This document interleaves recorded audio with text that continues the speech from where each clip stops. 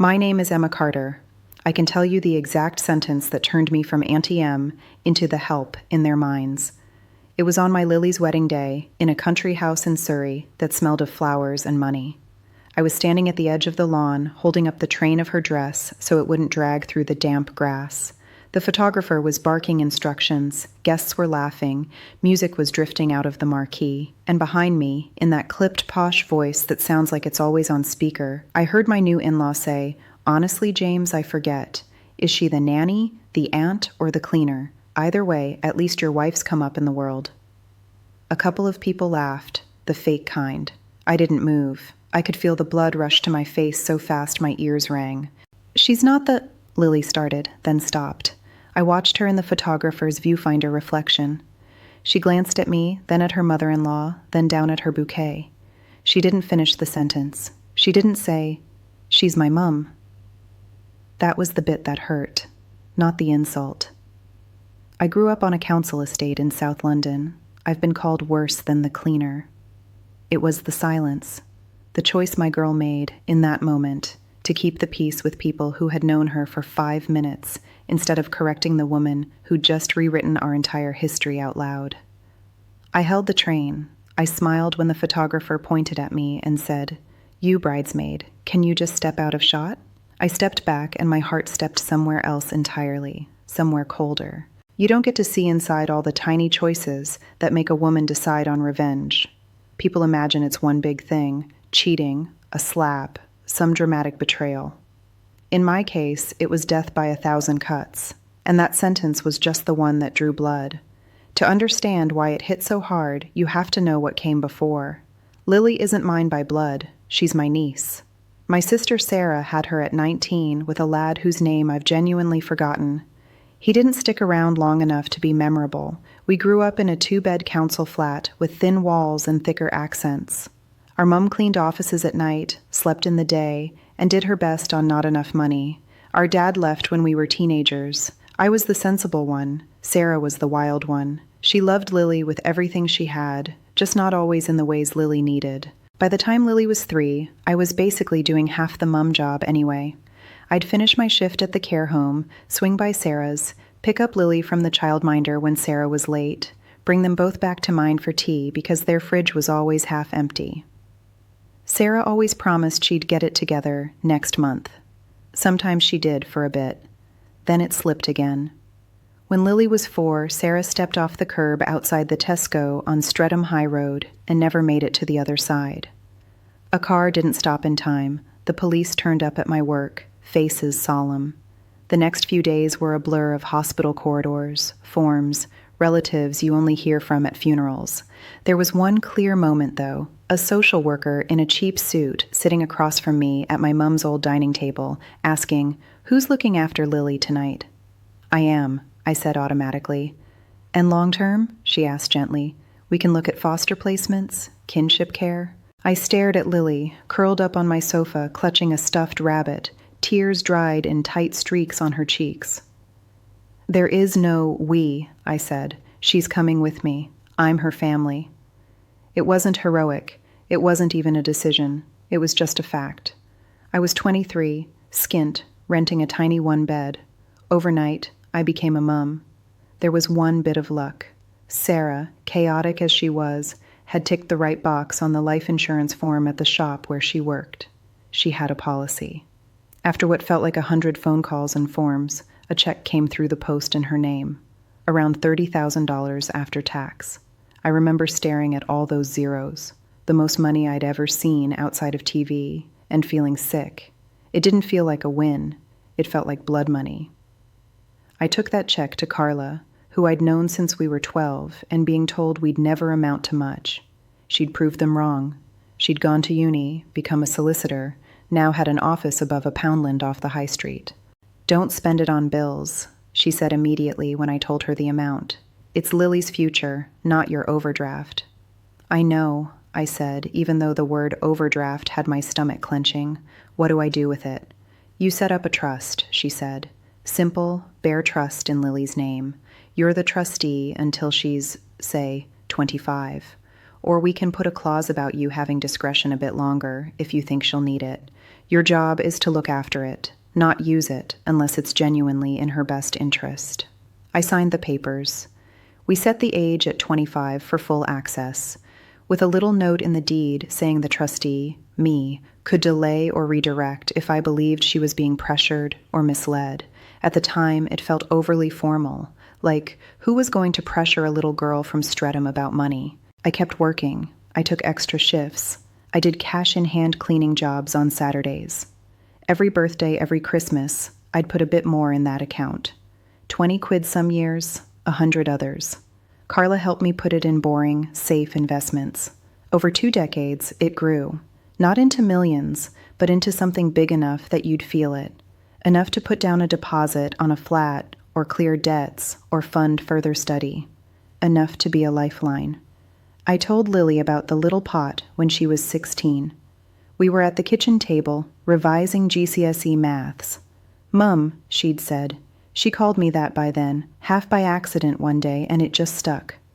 Everyone at school talks about their parents helping them get flats and that. We haven't got anything, have we? We've got each other and a kettle that works most days, I joked. Then I told her, careful with my words. Your mom left a bit for you, like properly left it. We put it somewhere safe. You'll be able to use it when you're older, but it's not for blowing at 18. I'm not stupid, she'd said, offended. I'm not going to go buy a car or something. I'm not saying you are, I said, but I want you to live like it doesn't exist. Work, study, make your own way. That money is for future you, not this you. She rolled her eyes, but I saw relief there too. The idea that there was a safety net changed something in her posture. Only a bit. She still worked every summer, took jobs in cafes, did tutoring, but there was a weight lifted.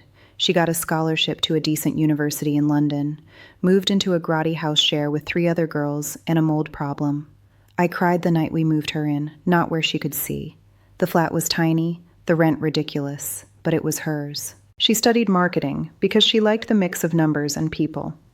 In 2nd year, she rang me one evening sounding breathless. I met someone, she said. Is he a drug dealer? I asked. If yes, I'm hanging up. She laughed. Mum, no, he's in my digital strategy class. His name's Daniel. He's nice, and his family are like proper rich. I'd heard her talk about course mates with rich parents before, kids who flew to Dubai in reading week. I tried to keep any edge out of my voice. Rich how? I asked. Like 2 holidays a year rich or never seen a bill rich? His dad owns some investment company, she said. They live in a house with a cinema, in Fulham. Well, la-di-da, I said. Does he treat you well? Yes, she said without hesitation. He cooks for me when I've been at work. He helped me redo my CV. He listens, and he thinks you're amazing, by the way. He can't believe you raised me on your own. That last bit softened me. I wanted to meet this boy who thought I was amazing. I met him at the end of the year. He came home with her for a weekend, suitcase with wheels that actually worked, hair styled like he'd stepped out of a catalog. He shook my hand properly, looked me in the eye, offered to help with the washing up. Emma, he said, thank you for having me. You're the one bravely crossing the river, I said, from Zone 2 to the wild south. He laughed. I liked him, or at least the version of him he brought to my flat. I met his parents that Christmas. They invited us to lunch at their house. House is the wrong word. It was more like a small hotel. White stucco, a door you could drive a Mini through, paintings on the walls that looked like a child had thrown paint, but apparently were pieces. Emma, Margaret said at the door, her smile bright and cold. We're so pleased to finally meet you. You must be so proud of our Lily. Our Lily. First time I heard it. Not the last. She talked a lot. About charity boards she was on, renovations they were doing, the stress of finding good staff these days. When she asked about my work, it was with that tilted head people get when they're looking at a wounded animal. A care home, she said. How challenging. It must be very rewarding. Financially, maybe not so much, but emotionally, yes. It has its days, I said. Both ways. At some point, over dessert, she mentioned money. Lily tells me her mother left a little something, she said, like she was discussing a pair of old curtains. You must feel such a burden looking after it. It's not a burden, I said. It's her safety net. But what's the point of a safety net if she can't use it to climb? She said, all fake wisdom. Property, business, their future. Money sitting in an account is sad, really. I'm not against using it wisely, I said. I'm against throwing it into whatever sounds clever at the dinner table. Richard chimed in then. We could help with that, he said. I run an investment firm. It's what I do. We help families like ours make the most of their assets. Families like ours. I filed that away. I smiled and changed the subject. Fast forward 2 years. Lily graduated with a first, got a job at a marketing agency, moved in with Daniel properly, they got engaged. He proposed on a city break in Rome. She rang me from the Trevi Fountain, sobbing and laughing. Of course I said yes, she said. You'll walk me down the aisle, won't you? I will, I said, the lump in my throat making it hard to breathe. Wedding planning brought the money talk to a boil. Victoria swept into it like a general planning a campaign. She had binders, Pinterest boards, opinions on everything, venue, flowers, band, dress. We'll cover the big things, darling, she told Lily. It's what we do. And then, with a sweet smile at me, you can do the personal touches, favors, and that sort of thing. She talked about their friends, their expectations, how it has to reflect the Harrow Weston name. Every conversation had a subtext. This is our show, you can stand in the wings. About a year before the wedding, Lily turned up at my flat, eyes bright with excitement and nerves. We've found a place, she said. A flat, 2 beds, little balcony, zone 3, not far from the park. It's perfect.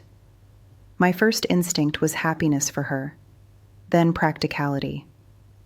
How much is the deposit? I asked. She told me. She might as well have told me the price of a rocket. It was more than my flat had cost in rent over a year. Vic and Richard said they'll put in half, she went on quickly. If you can release the other half from the trust. They said it makes sense. Everyone contributing equally. Everyone. Like their surplus cash and my dead sister's life insurance were the same kind of thing. That money is meant to keep you safe, Lil, I said, not be tied up in a mortgage with someone whose dad makes a living off structures I don't understand. You just don't like them, she snapped. That's why you don't trust them. I don't like what they represent, I said, and I don't trust anyone who starts a sentence with families like ours 2 weeks after meeting me. But this isn't about that. It's about you. Once that money is in a flat, half of it legally isn't yours anymore. If anything goes wrong, you're fighting to get back what's already yours now. Why are you talking like my marriage is doomed? She demanded. We're not Sarah. That one landed. I flinched. She regretted it instantly. I could see it, but the damage was done. I'm talking like someone who's seen what happens when women don't have anything of their own, I said quietly. Your mum. My mum. The women I look after at work who handed everything to their husbands and now can't even afford haircuts. I'm not letting that happen to you. It's my money, she said, eyes shining with angry tears. You're just sitting on it. You like being in charge. You like me needing you. That's not fair, I said, throat burning. Victoria said you'd react like this, she muttered. She said you'd try to keep me small, so you're still the hero. The betrayal wasn't in her repeating Victoria's words. It was in her believing there might be truth in them. Get your coat, I said, standing up. What? She blinked. We're going to see Carla, I said. If you really think I'm abusing my role as trustee, we'll sit down with a solicitor who knows the law, and you can say that to her face. We spent an hour in Carla's pokey office. Carla read the trust deed, asked questions, listened. Then she looked straight at Lily. Your aunt has legal control of the trust until you're 25, she said. She has a duty to act in your best interests, not in anyone else's. Someone suggesting you use half of it to buy a flat in your mid-20s with your fiancé's parents as equal financial partners? That's not automatically in your best interests. It might be. It might not. Emma saying no isn't abuse. It's caution, which is literally her job. But it's my money, Lily said weakly. It is, Carla agreed. and one day you'll have full say over it. But if you came in here with a boyfriend from down the road saying, my man wants me to put it all into his friend's car business, and my aunt said no, is that abuse? I tell you the same thing. This isn't about class. It's about power. Lily went quiet. On the walk home, she said, you could have still said yes. I could have, I said, but I didn't, and I won't. That answer might cost me your temper. It might cost me Sunday lunches. It might cost me being invited to things. It won't cost you your safety net. We didn't speak properly for weeks after that. Texts about dress fittings, appointments, logistics, nothing real. When I went to their flat to help pick centerpieces, Victoria would make little comments within my hearing. It's such a shame Lily doesn't have more support from her side, she'd say. We're doing what we can, of course. We always do. Some people are so scared of money they'd rather it gather dust than do any good in the world. I swallowed it. For Lily's sake, I told myself, just get through the wedding. Then came the photographer and the nanny aunt cleaner line, and Lily's silence, and something in me shifted from defense to attack. I didn't say anything straight away. I did what I always do. I went outside for air and a quiet cry where no one could see me. I stood round the side of the marquee, listening to the muffled sound of the band and chatter through the canvas, and tried to get my breathing under control. Needed a break too? A man's voice said behind me. I turned. A bloke in his late 30s was leaning against a post, jacket off, tie loosened, cigarette in hand. I'd seen him in the ceremony on the groom's side, alone. Something like that, I said, wiping under my eyes.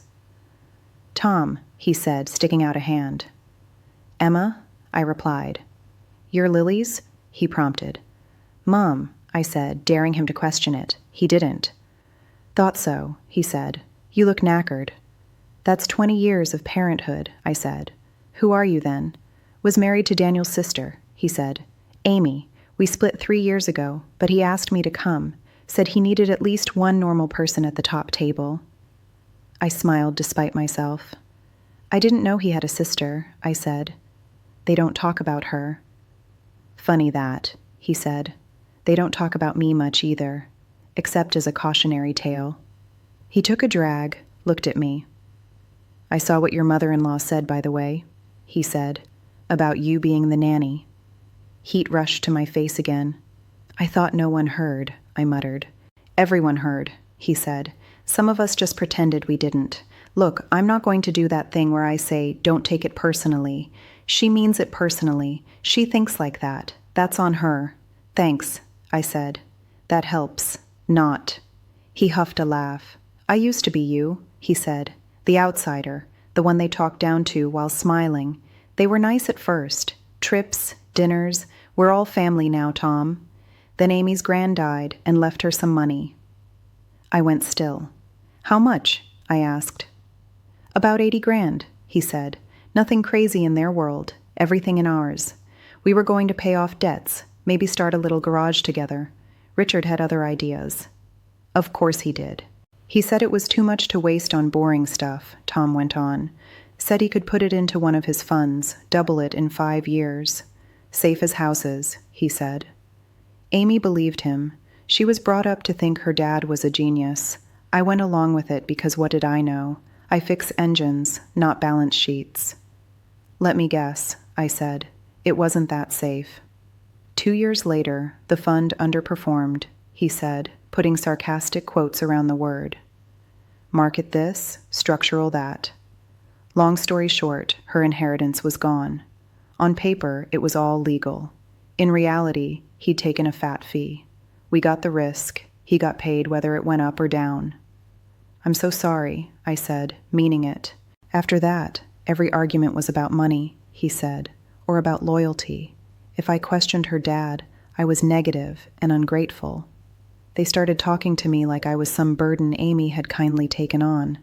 It killed us, not overnight, just slowly. They never apologized. In their heads, they'd tried to help us, and we'd failed. He flicked ash into an empty champagne flute on the ground. So when I heard about a trust for Lily, he said, and saw the way your lot look at you, I thought I should probably say something. My heart hammered. They know about the trust? I asked, already knowing the answer. Of course they do, he said. Nothing with a pound sign near it escapes Richard. I'd bet you anything he's already pitched some family investment vehicle to you. Or he will. Don't let him. I laughed once, sharp. He's tried, I said. Tom stubbed out his cigarette. I can't stop them doing what they're going to do, he said. But you might. You're the trustee, right? I nodded. I am. Then be the bad guy if you have to, he said. Better your girl hates you for a bit now than hates you for real later when she realizes you caved. He went back inside. I stayed where I was, fingers pressed to my temples. Somewhere inside that marquee, my girl was cutting cake, laughing with people who thought of me as an inconvenience. The man she'd just married was dancing with his mother, who'd just publicly downgraded me from mum to staff. By the time I walked back in, I wasn't just angry, I was focused. The week after the wedding, while they were on honeymoon in Greece, I booked an appointment with Carla. I knew this day would come, she said when I told her everything. You always get a posh bloke with a great opportunity in these stories. I pushed Tom's name across the desk, along with some company's house printouts I'd spent a late night poring over. He told me what happened with Amy's inheritance, I said. And look, there are at least 3 companies where small investors sued and then quietly settled. Carla scanned the documents. These are real patterns, she said. It's not outright fraud, from what I can see. Just very one-sided deals, high fees, high risk, marketed as safer than they are. The regulator would at least take an interest. Can we keep Lily's money away from them? I asked. She smiled, the sharp lawyer smile that always makes me a bit relieved and a bit scared. We already did when we set the trust up, she said.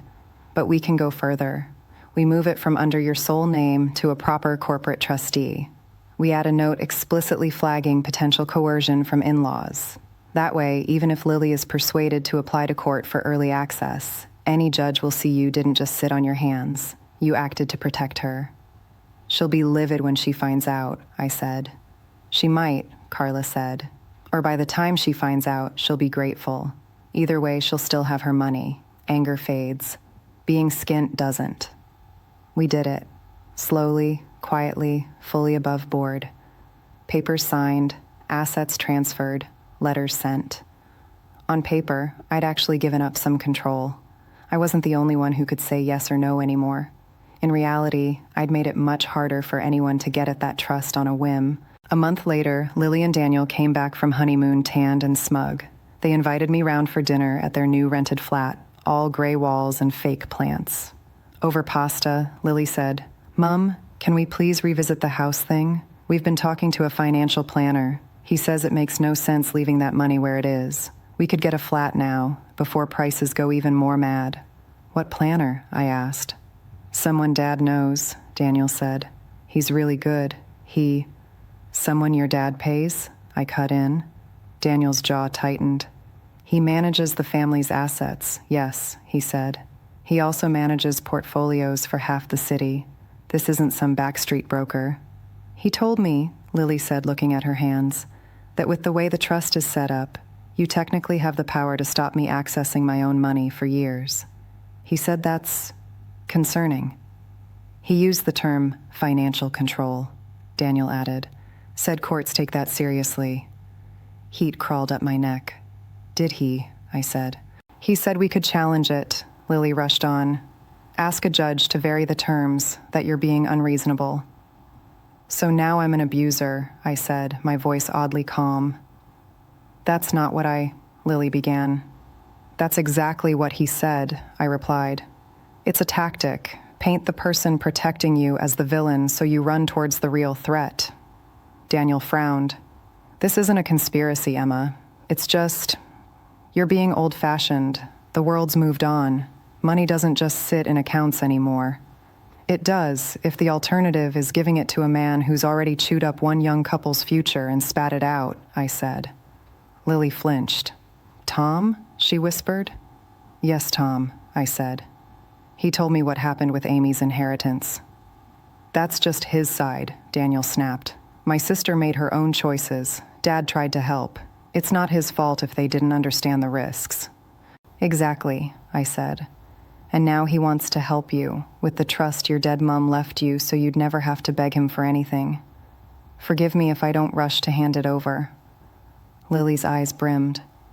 "I'm so tired of this," she said. "I feel like I'm being dragged between you. I just want a normal life." "You deserve one," I said softly, "which is why I'm not backing down." The row that followed was one of the worst we'd ever had. Voices raised, words said we couldn't take back. At one point, Lily shouted, "Maybe Victoria's right. Maybe you like me being the girl from the estate. Makes you feel like a hero, doesn't it?" I left before I said something unforgivable. On the bus home, hands shaking, I thought, maybe I've gone too far. Maybe I am holding on too tight. Then, a few weeks later, Lily turned up at my flat at 9:30 on a Tuesday night, eyes red, hair scraped back, shaking. "I did something stupid," she said, walking straight in. My stomach dropped. "What?" "I was using Daniel's laptop," she said, "to book a train. An email popped up from his dad. I wasn't snooping, I swear, but I saw my name in the subject. It said Lily's Trust, timeline. I clicked." She sat at the table, pulled her phone out, and shoved it towards me. Photos of email chains lit the screen. Charles's name at the top. "We need to move her funds before Q4. Use the baby angle once they start trying. Guilt is effective. If Emma won't cooperate, we escalate legally, citing unreasonable restriction. Our lawyer says we have a good argument if Lily plays vulnerable." My hands went cold. "The baby angle?" I croaked. "Yeah," she said, hollow. "They've been talking about when we have kids, how you won't be able to say no then, because no decent grandma would deny her grandchild a proper home. They wrote that, in emails, like a strategy. There it was in black and white, every suspicion I'd had, every thought that maybe I was being paranoid, laid out as bullet points in some rich man's plan. "What did Daniel say?" I asked.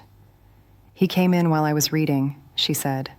"I asked him what it was. He tried to say I'd misunderstood, that it's normal to talk about family finances like that.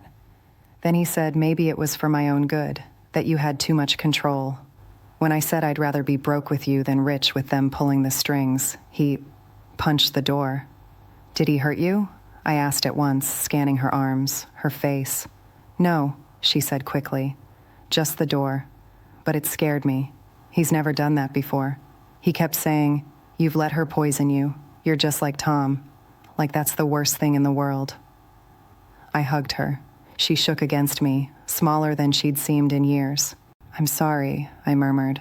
"I'm so sorry you had to see that like this, but I'm also glad that you saw it before it was too late." She pulled back, eyes blazing now through the tears. "You were right," she said, "about all of it.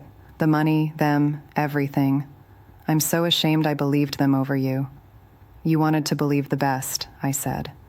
"That's not a crime. It's what they counted on." She let out a bitter laugh. "Dad said something else in those emails," she said. "He wrote, 'Don't worry, Emma is provincial. She'll fold eventually. People like her always do when faced with professionals.' People like her, provincial." I felt something in me click into place. "Come with me tomorrow," I said, "to Carla's. It's time you heard the full story." The next day, we sat in Carla's office together. Carla went through the trust structure, what we'd changed, what it meant.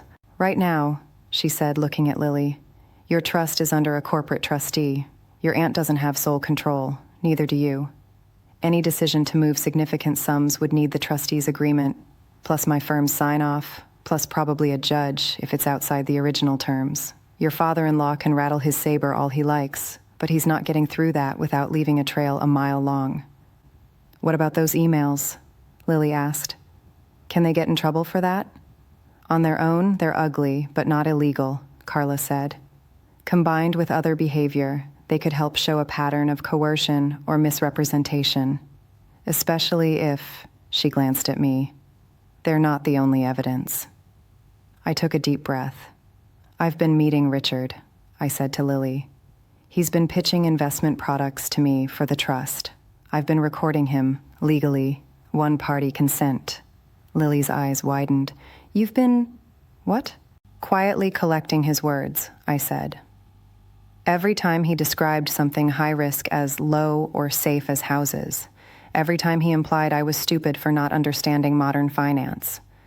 Carla's been sending anonymized transcripts to the regulator, so have a couple of other people affected by his schemes, including Tom. Lily stared at me for a long moment. Then, to my surprise, she laughed, properly laughed. "You little spy," she said. "I can't believe you went undercover in Fulham." "I didn't wear a wire," I protested. "Just hit record on my phone." "Same diff," she said, shaking her head. "God. And there I was, thinking you were just sitting at home worrying." "Oh, I was worrying," I said. "I just worry and plot at the same time." A few weeks later, the Financial Conduct Authority sent me an official letter. They were conducting a preliminary inquiry into Weston Capital's sales practices and would like to speak to me. I rang Carla. She told me to cooperate fully. I did. I sat in a bland meeting room with an investigator who asked careful, neutral questions. I handed over printouts, audio files, notes. I stuck to facts. I didn't call Richard names, tempting as it was. I described how he'd marketed certain funds, the pressure, the dismissive comments when I questioned risk. I mentioned Tom and Amy, without giving more detail than they were comfortable with. It didn't feel like a big movie moment. No one banged a gavel. No one slapped cuffs on him. It was just paperwork and polite nods. But I knew, deep down, that something had shifted. He wasn't just some untouchable rich man now. He was a case number on someone's desk. The real showdown didn't happen in a courtroom. It happened in a beige conference room at a mediation center 6 months after the wedding, when Lily finally agreed to sit down with Daniel and his parents to talk about money and boundaries with a neutral person present. They wanted to clear the air. I wanted everything on the record. We sat on opposite sides of a cheap table, me, Lily, Carla on one side, Daniel, Margaret, and a solicitor from some shiny firm on the other. Richard was unavailable, which we all knew meant refuses to legitimize this with his presence.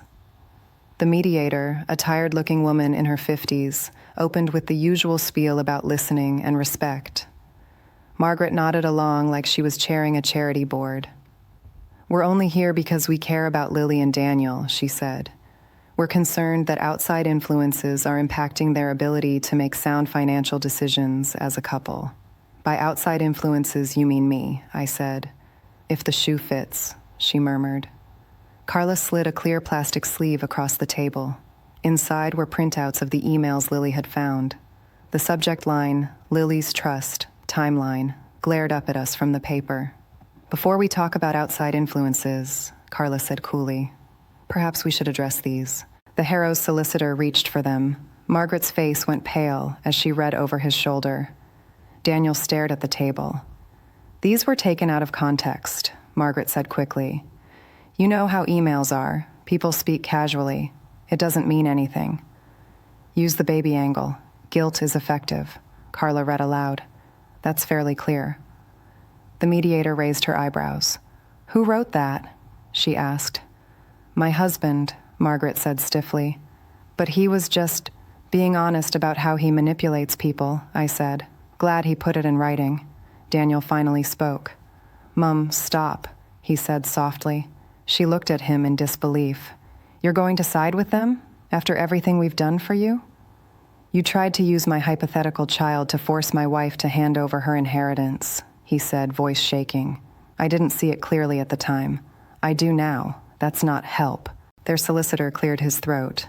"We're not here to debate emails," he said. "We're here to discuss access to a trust that, in our view, is being withheld unreasonably."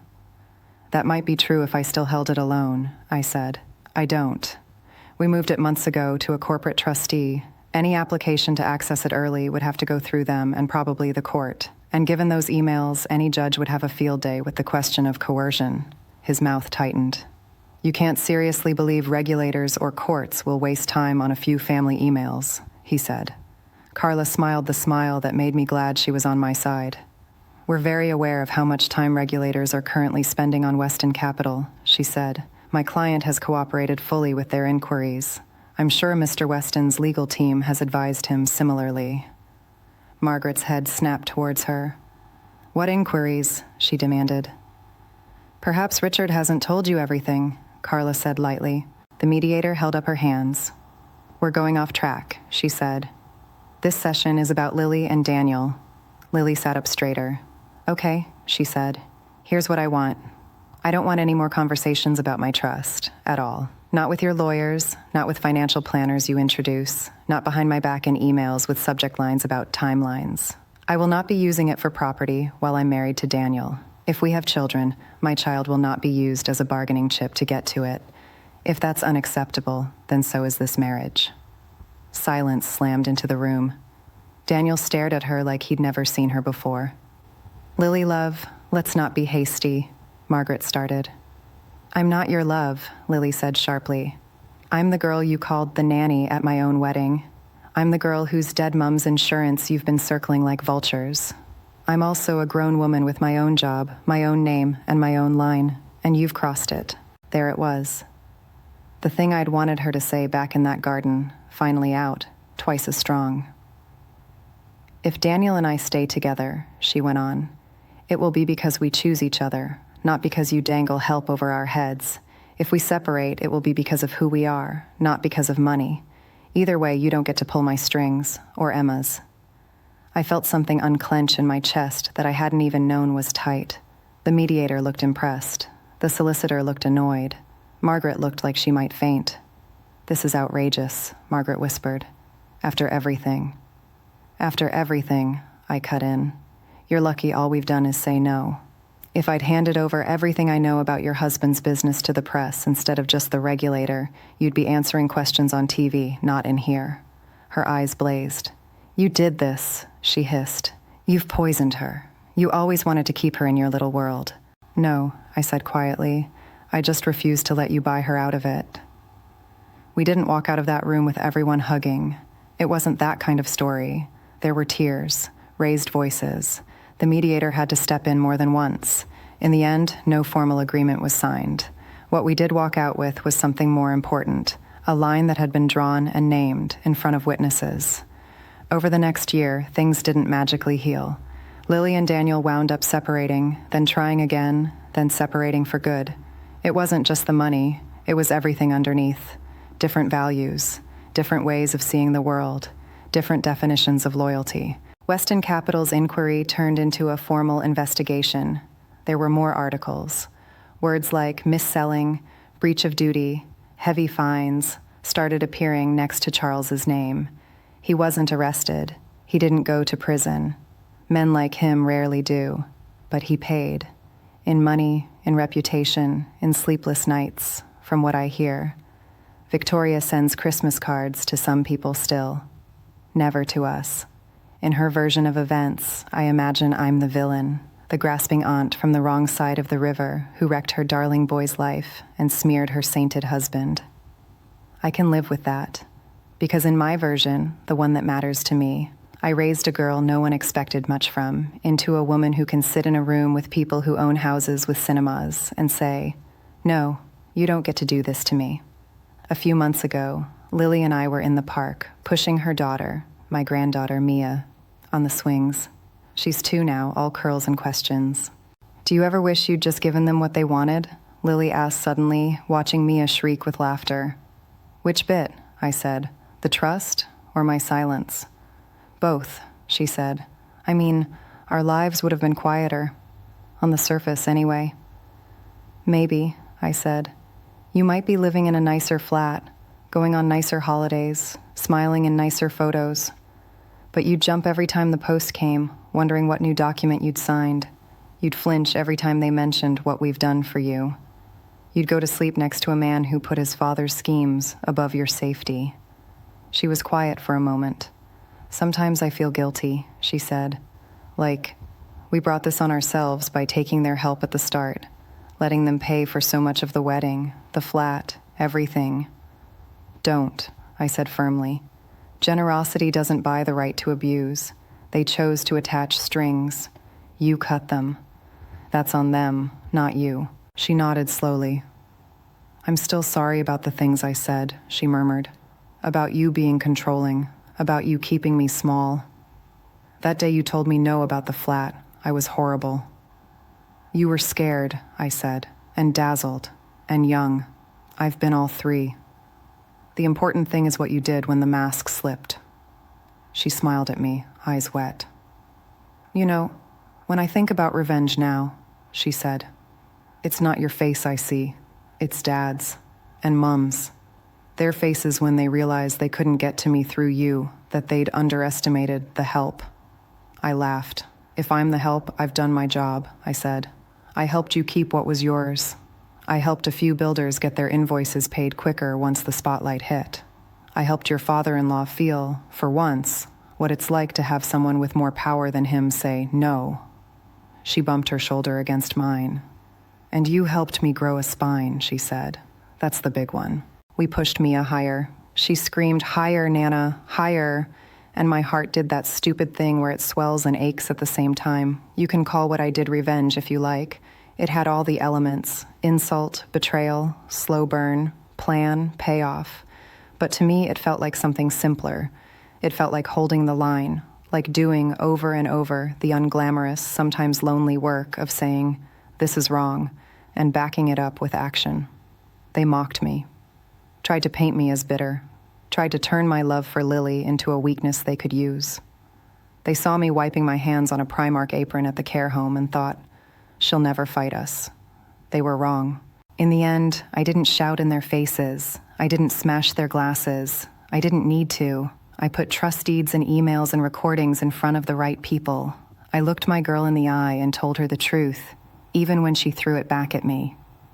I waited. And when the cracks in their perfect facade finally showed, I didn't look away to spare their feelings. That's how I shut them down. Not with fireworks, with facts. With love that refused to be bought.